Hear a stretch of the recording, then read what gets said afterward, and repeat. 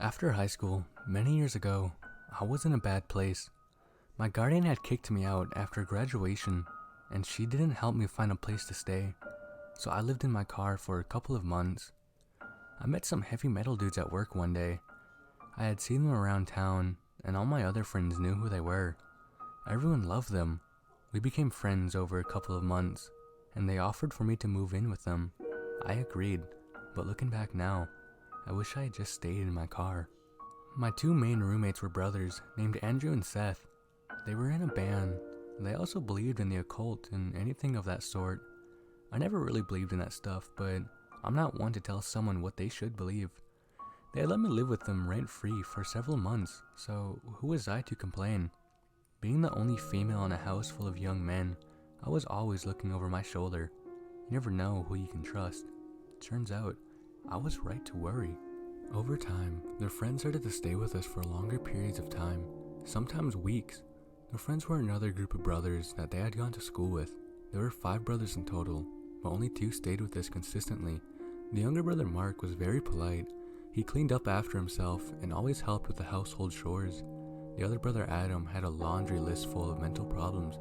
He had apparently done some bad drugs back in the day, and it had developed into what seemed like a psychosis of the regular sort. He had done time in prison for assaulting a woman with a Bible.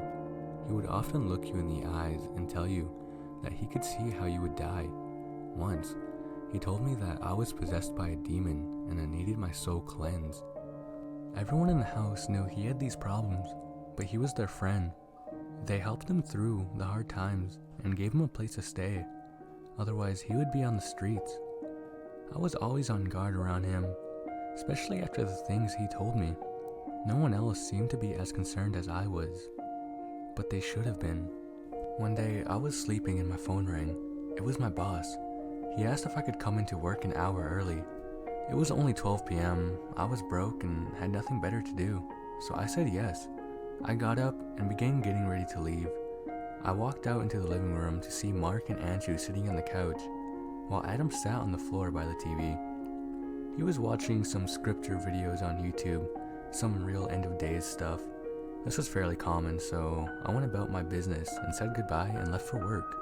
My shift at work was almost complete, but then that's when the phone rang. My boss answered it and he handed me the phone and said, it's for you. Hi, this is Detective Williams. Something happened at your apartment today, and we need you to come to the station to talk about it. I left work immediately. I had assumed that one of the brothers had been arrested for drug dealing or something. I was very wrong. I got to the station and was buzzed in. An officer escorted me to a small cold room with a camera. He gave me a bottle of water and left me by myself for about 30 minutes.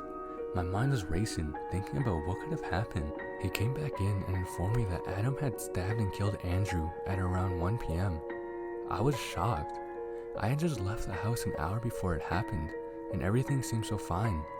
I asked if there had been a fight. The detective informed me that there hadn't been a fight, and it seemed to have happened out of nowhere. I gave my statement to the police and left with nowhere to go, still in shock and confused out of my mind. Our apartment was a crime scene, so I went to another friend's house to watch the news report since the police wouldn't give me any information on the case. Over the next couple of days, the information began to be released. Adam hadn't just stabbed Andrew, not once, not twice, but he had stabbed him over and over and nearly decapitated him. After the murder, he ran down the road still holding the murder weapon. He called 911 and informed them that what he had done. He was unstable, but this? He had fully confessed to the brutal murder and provided police with his notebooks. He had apparently been planning to murder all of his brothers, my roommates, and me. He thought we were possessed by demons, and this was the only way to free us. Luckily, none of his other intended victims were there that day. Mark unfortunately witnessed the murder, but he luckily escaped. If I hadn't gotten that call from my boss, I wouldn't be alive today. So to the man who brutally murdered my friend and wanted to murder me, please, let's never meet again.